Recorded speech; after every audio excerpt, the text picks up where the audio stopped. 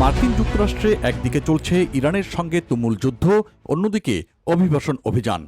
যদিও যুদ্ধের কারণে অভিবাসন অভিযান কিছুটা শিথিল হলেও এরই মধ্যে চলছে ডোনাল্ড ট্রাম্পের জনপ্রিয়তার জরিপ।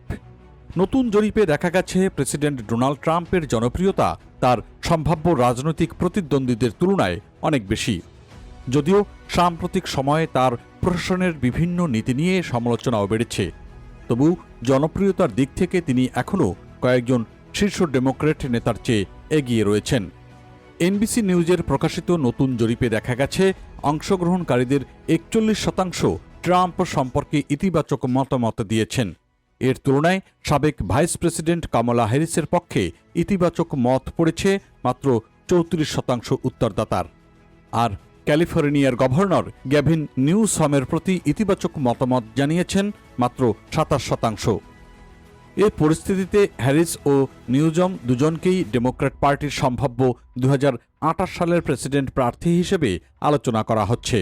তবে এখন পর্যন্ত কেউই আনুষ্ঠানিকভাবে নির্বাচনে প্রতিদ্বন্দ্বিতা করার ঘোষণা দেননি।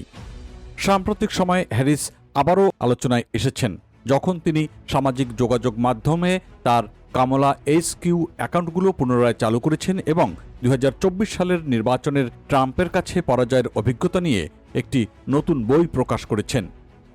একটি পডকাস্ট সাক্ষাৎকারে হ্যারিস বলেছেন তিনি ভবিষ্যতে আবারও প্রেসিডেন্ট নির্বাচনে অংশ নেওয়ার সম্ভাবনা পুরোপুরি উড়িয়ে দিচ্ছেন না।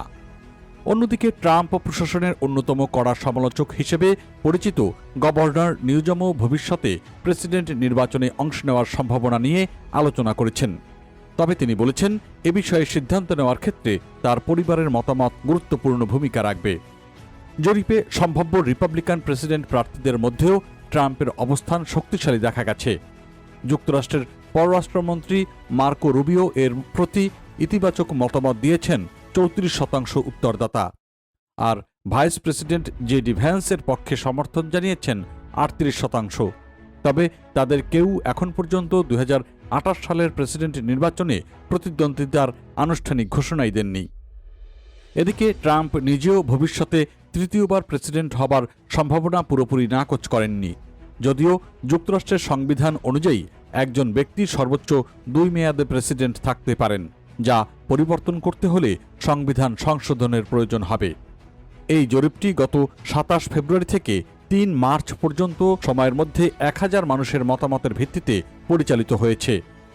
জরিপটির সম্ভাব্য ত্রুটির সীমা প্রায় 3.1%।